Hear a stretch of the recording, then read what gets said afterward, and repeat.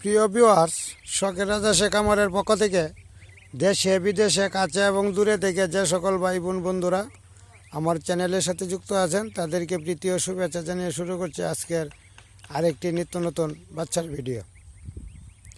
যাই হোক প্রিয় ভিউয়ার্স, আমি আশা করি সকলেই ভালো আছেন, সুস্থ আছেন। ভালো থাকেন, সুস্থ থাকেন, এটা আমি সর্বদাই কামনা করে থাকি। আজকের আলোচ্য বিষয়, আমার আরও দ্বিতীয় বেজের কয়েকটা বাচ্চা আসছে। এই ভিডিওগুলি আপনাদের সাথে শেয়ার করতেছি এবং 7 দিনের যে ভ্যাকসিনযুক্ত অর্থাৎ চোখের যে ড্রপ দেওয়া সেই ড্রপটা দিয়ে দিয়েছি। ড্রপটা কীভাবে দিতে হবে এই আলোচ্য বিষয় নিয়ে আজকের আলোচনা বিষয়। যাই হোক প্রিয় ভিউয়ার্স, যারা আমার চ্যানেলটি এখনও সাবস্ক্রাইব করেন নাই, নিত্য নতুন বাচ্চার ভিডিও পাইতে, উমে আসার ভিডিও দেখতে আমার চ্যানেলটির পাশে সাবস্ক্রাইব করে থাকবেন। এই বাচ্চাগুলির বয়স 12 দিন চলছে। এখন মোটামুটি ঘাসের উপরও থাকে। ছোটো দানাদার খাবারটা 2 বেলা দেওয়া থাকি, আর বড় দানাদার খাদ্যটা 1 বেলা দেওয়া থাকি। আস্তে আস্তে বড় দানাদার খাদ্যটাও ধরাইতেছি, ছোটোটাও দেওয়া থাকে, মিশ্রিত খাবার দেওয়া থাকি। আর একটা বিষয় শেয়ার করি আপনাদের সাথে, সেটা হচ্ছে ছোটো দানাদার খাদ্যটা কয়েকটা বাচ্চা একটু ছোটো আছে। এই যে একটা বাচ্চা ছোটো, 6টা বাচ্চা একটু ছোটো, এটার বয়স চলছে 10 দিন, বাকিগুলির বয়স 12 দিন।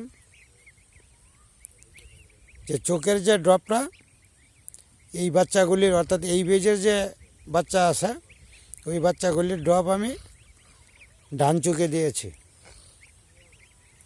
7 দিনের যে ড্রপটা আবার 23 থেকে 30 দিনের ভিতরে ভ্যাকসিন দিয়ে দিব।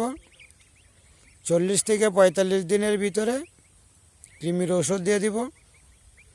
আর 60 দিনের ভিতরে কলেরার যে ভ্যাকসিনটা সেটাও দিয়ে দিব। এই ভ্যাকসিনগুলি পরিপূর্ণ হওয়ার পর আপনি নিশ্চিন্তে ধরে নিতে পারেন অ্যাক্সিডেন্ট হওয়ার সম্ভাবনা খুব কম থাকবে, অর্থাৎ কম কাটবে। আর একটা বিষয় আপনাদের সাথে শেয়ার করি, সেই বিষয়টা হচ্ছে ছোটো ফিট খাবার যেটা 0 সাইজের খাদ্য যেটা, সেটা পর্যাপ্ত পরিমাণে দেয়া থাকে। অর্থাৎ ওরা সারা রাত্রই পানি এবং 0 খাদ্যটা খেয়ে থাকে। আর দিনের বেলা 2 বার দেই 0 খাদ্যটা, আর বড় খাদ্যটা আরও 2 বার দেওয়া থাকে। আর মাঠে যখন থাকে তখন আমি আর খাদ্যটা দেই না। মাঠে এই যে ঘাস আছে সারা করেই ঘাসের মধ্যে থাকে। তবে 2 দিন যাবত একটু ঠান্ডা বেশি থাকার কারণেই বাচ্চাটাকে ছাড়তে হয় একটু দেরি করে এবং ঘরে তুলতে হয় একটু বেলা থাকতেই।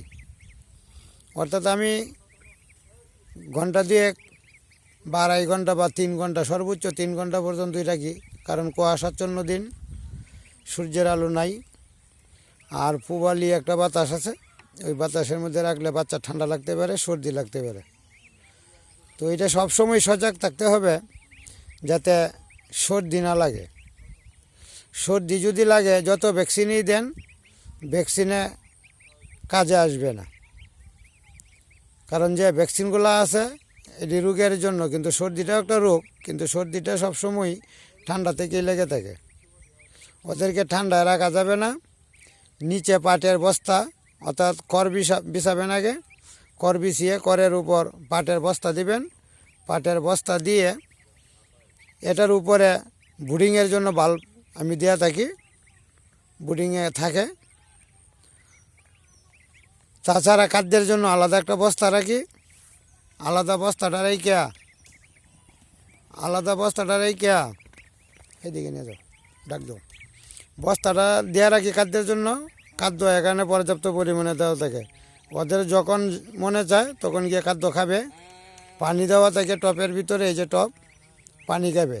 খাদ্য আর পানি যদি পর্যাপ্ত পরিমাণে ওরা পায় তাহলে ওদের স্বাস্থ্য অতি দ্রুত বৃদ্ধি পাবে। আর খাদ্য মেপে দেওয়া যাবে না, অপর্যাপ্ত খাদ্য দেওয়া থাকবে।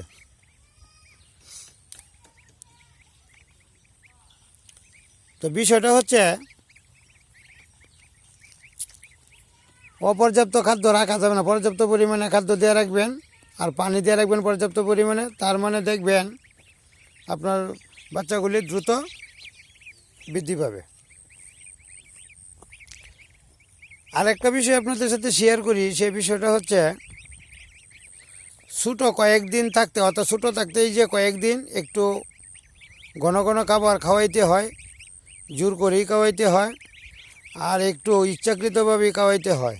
পরবর্তী সময়ে দেখবেন আপনার রাজহাঁসের বাচ্চাগুলি লালন পালন করতে অনেকটা সুবিধা। ছেড়ে রাখবেন, ঘাস খাবে। খাদ্যের পরিমাণটা শুধু, অর্থাৎ খাদ্য দেওয়াটা শুধু রাত্রের বেলা দিলেই চলবে আর সকাল পর্যন্ত, আর সারাদিন ঘাসের মধ্যেই থাকবে। আরও 10 দিন সময়, এই 10 দিন পর দিনের বেলায় কোনো খাদ্য লাগবে না। তবুও আমি ফাঁকে ফাঁকে দেওয়া থাকি, ঘাসের ফাঁকে ফাঁকে খাদ্য দেওয়া থাকি। খাদ্যটা খাওয়ার পরে ওরা বিশ্রামে শুয়ে থাকে, আর পর্যাপ্ত পরিমাণে ঘাস আছে, ঘাস পাবে। তা আপনারা সবসময় লক্ষ্য রাখবেন খাদ্যের যেন ঘাটতি না হয়, পানির যেন ঘাটতি না হয়। পানি আর খাদ্য এই দুইটা জিনিস যদি পর্যাপ্ত পরিমাণে পায় তাহলে বাচ্চা সুস্থ সবল থাকবে। আর রাজহাঁসের আর একটা বৈশিষ্ট্য হচ্ছে ওরা 5-7 মিনিট বা 10 মিনিট পর পরই একটু পানি খাবে। তাই বাচ্চা যারা লালন পালন করেন তারা অবশ্যই পানির আলাদা একটু ব্যবস্থা করে কাছেই রাখবেন, যাতে বেশি দূরে যাইতে না হয়, উঁচু নিচু জায়গায় যাতে চলাফেরা না করে। উঁচু নিচু জায়গায় যদি চলাফেরা করে তাহলে হয়তো বা বাচ্চা পায়ে সমস্যা করতে পারে। আমার একটা বাচ্চা উঁচু থেকে নিচুতে নামতে গিয়া পায়ের মধ্যে একটু ব্যথা পাইছে, 4-5 দিন একটু ল্যাংড়া অবস্থায় ছিল। আমি ভোরবেলায় সকালে উঠে পাশি মুখে গোবরের ছাই দিয়ে একটু ডলে দিয়েছি, মোটামুটি এখন বাচ্চাটা সুস্থ। তো যাই হোক, উঁচু নিচু নামানো যাবে না বেশি উঁচু নিচু হইলে, আর সমতল ভূমিতে রাখার চেষ্টা করবেন। খাদ্য দিবেন পর্যাপ্ত পরিমাণে, পানি দিবেন পর্যাপ্ত পরিমাণে। অপর্যাপ্ত থাকলেই আপনার বাচ্চার সমস্যা হবে। এভাবে যদি আপনি 20 দিন বা 25 দিন পর্যন্ত লালন পালন করতে পারেন একটু তদারকির মাধ্যমে, পরবর্তী সময়ে আপনি তদারকি কম করলেও চলবে, তবে বাচ্চা গ্রোথে এসে গেলে পরে আর সমস্যা হবে না।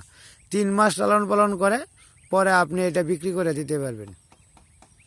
এতে করেও আপনার একটা বেনিফিট আসবে। বেনিফিটটাই সবচেয়ে বড় বিষয় না, বড় বিষয় শখের বিষয়। যদি কারো শখ থাকে অর্থও আসবে, শখও মিটবে। যাই হোক প্রিয় ভিউয়ার্স, এই বাচ্চাগুলি মোটামুটি এখন স্টকে আছে। কেউ নিতে চাইলে কল করতে পারেন, বুকিং দিতে পারেন। আমার হোয়াটসঅ্যাপ নাম্বার আছে, ডিসক্রিপশনে আমার 2টা নাম্বার দেওয়া আছে। আমার চ্যানেলের ডিসক্রিপশনে গিয়ে নাম্বার দেখে হোয়াটসঅ্যাপে মেসেজ দিতে পারেন, কল দিতে পারেন। যাই হোক প্রিয় ভিউয়ার্স, আজকের ভিডিও আর লম্বা করব না। যারা আমার ভিডিওগুলি দেখছেন তাদেরকে প্রীতি ও শুভেচ্ছা জানাই। আর আমার চ্যানেলের সাথে যুক্ত থাকার জন্য সকলকে ধন্যবাদ জ্ঞাপন করে আজকের ভিডিও এখানেই শেষ করছি। ধন্যবাদ সবাইকে, ভালো থাকবেন, সুস্থ থাকবেন।